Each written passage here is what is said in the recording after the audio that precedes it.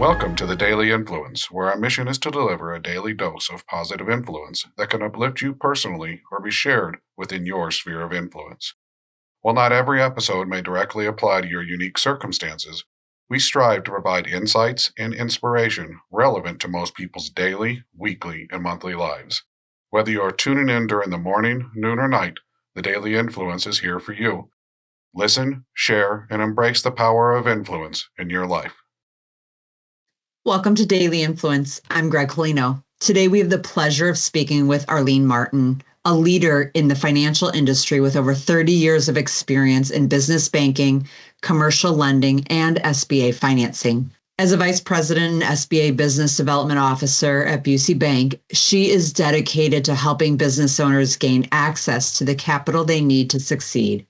Beyond her impressive career, Arlene's journey has been shaped by deep personal resilience, balancing a demanding career while caring for loved ones through major health challenges. She has also been a strong advocate for women-owned businesses, using her expertise to empower and support entrepreneurs. Her story is one of faith, perseverance, and responsible influence, and I'm thrilled to welcome her to the show. Arlene, welcome to Daily Influence. Thank you so much, Greg. It's wonderful to be here. Arlene, can you share a bit about your background and what led you to where you are today with our listeners? Absolutely. So I've been in the banking finance industry for close to 40 years. And I know you wouldn't guess that by looking at me, but there it is. And so I started it at some smaller banks, and probably the biggest stint of my career was at a bank called First Midwest for 15 years. And I really started to grow and thrive as a commercial banker. I had multiple roles there. I was in the commercial real estate group. I went back to commercial banking, and I led a team of small business lenders. And it was just an exciting and really wonderful experience. From there, I moved on to a bank called National City, that is now PNC, and was there for about 8 years. And I took on the role of a business banking relationship manager in the Lake County market. There again, it was a great experience working with businesses, seeking access to capital and funding. Truly enjoyed that. And from there, I moved to another bank locally here in Wisconsin, where I live, where I thought I would just work for the rest of my career. But it's just funny how fate has a way of changing your plans when you least expect. And my mom was diagnosed with a serious illness. And at that point, I started my consulting practice, which was Martin Financial Resources. And I had then the opportunity to be on the other side of the table. Whereas as a banker, I was looking for information, trying to provide access to capital and funds. But being that entrepreneurial spirit taught me a lot. It gave me an insight that I thought was incredibly valuable. And I'm so grateful to have done that. So I did that for 5 years. And then ultimately my mom improved and I decided to return to banking. At that point, I went to a national SBA lender called Huntington, and was with them for nearly 7 years and just really loved that experience. The SBA is it's a great platform for businesses that are starting up and scaling and growing in a variety of ways. And so the last bank that I currently am with is Busey Bank. And Busey Bank, I've been with the bank for about a year, just over a year, focusing on, again, SBA 7A financing, 504 loans. And that brings me to where I am today. Thank you for sharing that. You've had to navigate significant personal challenges while maintaining a high-level career. How did your mindset, faith, and support systems help you through these moments? Absolutely. So I actually had 2 individuals in my family that I cared for back when I was at National City, now PNC. My husband was diagnosed with the need to have a liver transplant. And that was 21 years ago. And so I had to become the breadwinner in the family, take care of a sick husband we visited the hospital at least 20 times before his transplant. And then also really be involved with my children's high school academics and, helping them and taking care of them as well. So it was a crazy time. So how does one navigate through that? That's a great question. And what you do is you have your family, your personal resources, family, friend, church, all of these things come together, and I was amazed. It's interesting when you go through one of these situations, you start to isolate. But I realized the best thing you can do is to not isolate, but to be open and willing to ask for help. So that I did. So the other thing is that was so incredibly helpful is my manager was very supportive and just would do anything she could in her abilities to help me out. So being open and transparent and a high faith in God and, just I always believed that my husband was going to get through this and be so much better on the other side. And I was right. Thank you for sharing that, Arlene. Throughout your career, you've worked closely with entrepreneurs. What key challenges do business owners face when it comes to financing? So there's three key things that I would mention. And one is that not all banks are the same. So Illinois is a bank actually that has a high number of banks. And, at my last count, I think there was over 600 throughout the entire state. So imagine as an entrepreneur, you approach the bank that you have your checking account and you're, really hopeful that you can get a loan to fund the growth of the company, buy a piece of equipment, whatever that need could be. And that bank may not have an interest in funding that particular loan, or you may not fit the criteria. And it certainly doesn't mean that the bank isn't interested in doing business. They just have a different focal point. So in that situation, it's actually very permissible to talk to other bankers. And sometimes an entrepreneur or business owner will talk to one or two and give up. And that is it's a bit of a game to find the correct bank that's going to support you. But when you do, it's so worth the effort. So asking the key questions about what does your bank offer? Do you work with businesses that are in this industry? Sometimes industries dictate so much. Startup companies have more challenges than well-established businesses. And then also understanding that where you are in the life cycle of your business may dictate what type of financing you can receive. So as a startup, an SBA loan would be a perfect option.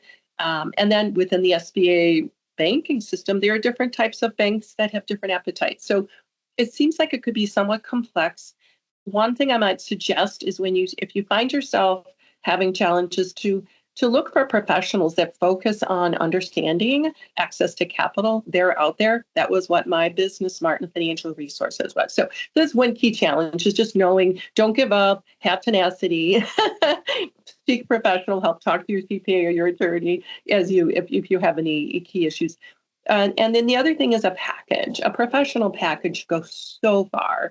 You're going to put together, find out what the bank really needs, put together that 3 years of business tax returns, personal returns, gather this whole package of information, and then have a clear idea about what you really want and what you need, because then the banker can help you to meet and reach those goals and objectives, right?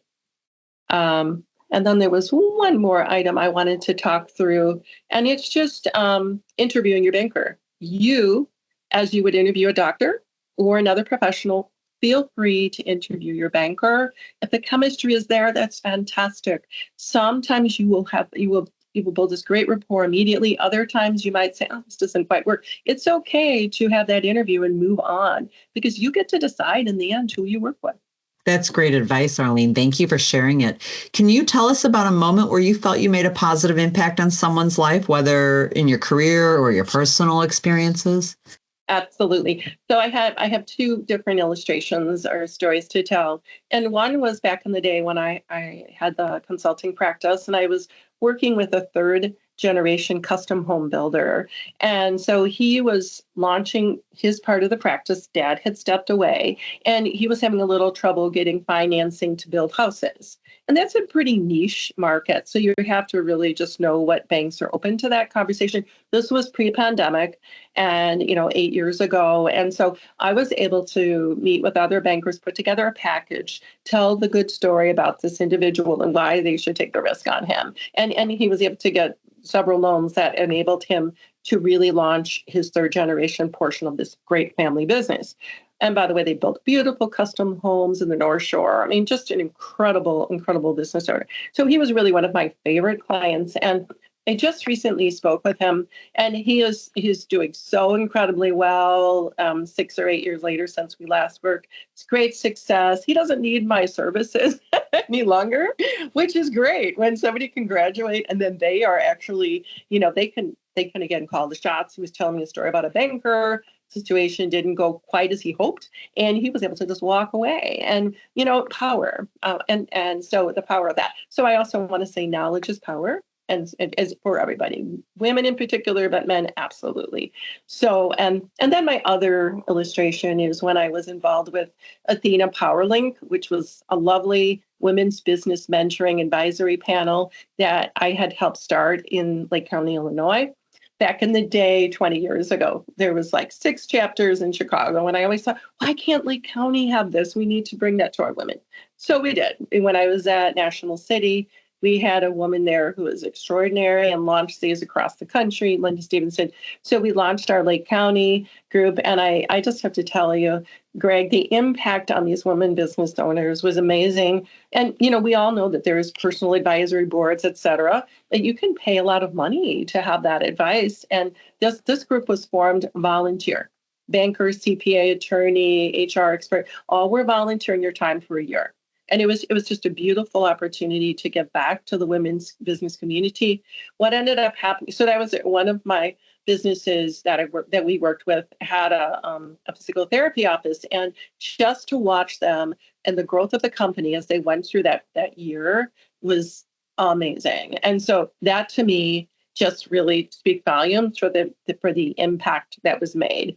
The other situation was another women-owned business who went through the program a couple of years later. And I had met her after the pandemic, and she told me as a result of that program, she survived the pandemic when so many did not. So those are the stories that I call great wins and great successes. Great stories, Arlene. Thank you.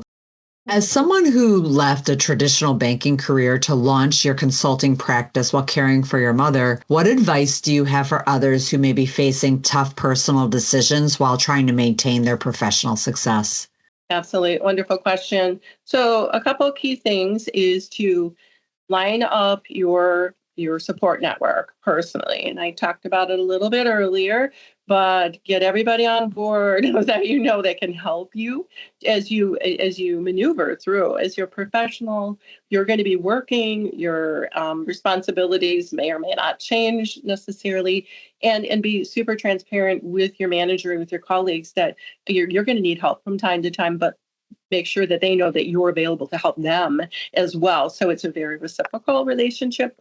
And then on the personal side, pull in family, friends, outside resources too. I remember with my mom, I had a friend who was a healthcare broker, and I had to place her in a nursing home for rehab, very specialty service required. So my good friend connected me with 2 professionals that helped me. So it's that networking, that I think we do so very well.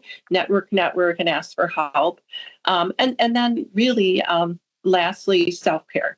We as caregivers, we will give 150% to ourselves, to our family, to our career, but make sure you take care of yourself, because if you burn yourself out completely, you are not going to be as effective in any of those areas. So self-care is paramount. Great advice.